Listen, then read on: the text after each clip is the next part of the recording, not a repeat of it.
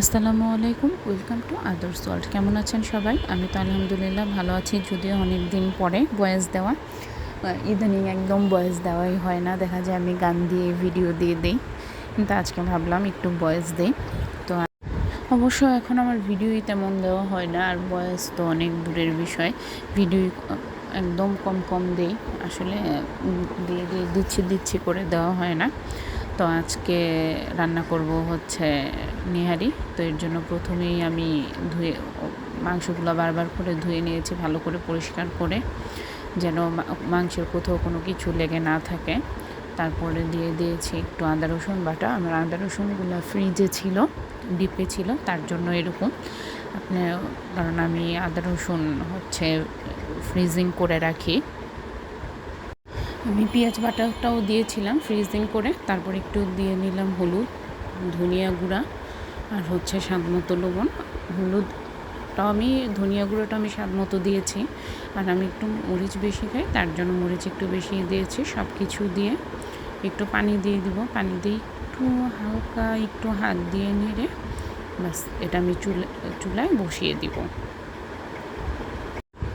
চুলায় দিয়ে আমি আরও কিছু পানি দিব, কারণ এটা তো অনেকক্ষণ দেখা যাবে জাল করা হবে, তার জন্য। এরপরে আমি হাই হিটে দিয়ে বেশ অনেকক্ষণ জাল করেছি মাংসটা। এটা হচ্ছে প্রথম আধা ঘন্টা পরে, এটা এই ক্লিপটা মেবি 1 ঘন্টা পরে না, এভাবে আমি 3 ঘন্টার মতো জাল করেছি। এরপরে কিছু গরম মশলা দিয়ে দিয়েছি, তেজপাতা, দারচিনি, এলাচি, গোলমরিচ, লং, এগুলা দিয়ে আরও কিছুক্ষণ জাল করব।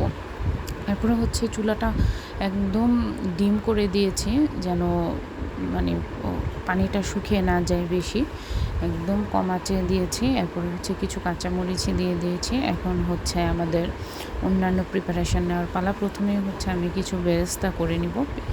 বেরেস্তা করার আগে আমি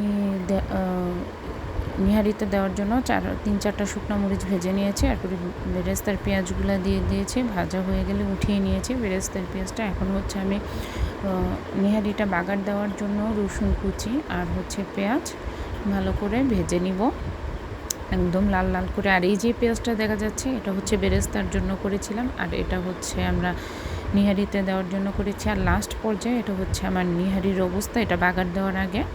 তো বাগার দেওয়ার একদম লাস্টে আমরা কিছু জিরা গুঁড়োও দিয়ে নিয়েছি। বাস এটা হচ্ছে একদম ফাইনাল ভাজা মাছ। এখন হচ্ছে বাগারটা দিয়ে দিলাম নিহারিতে।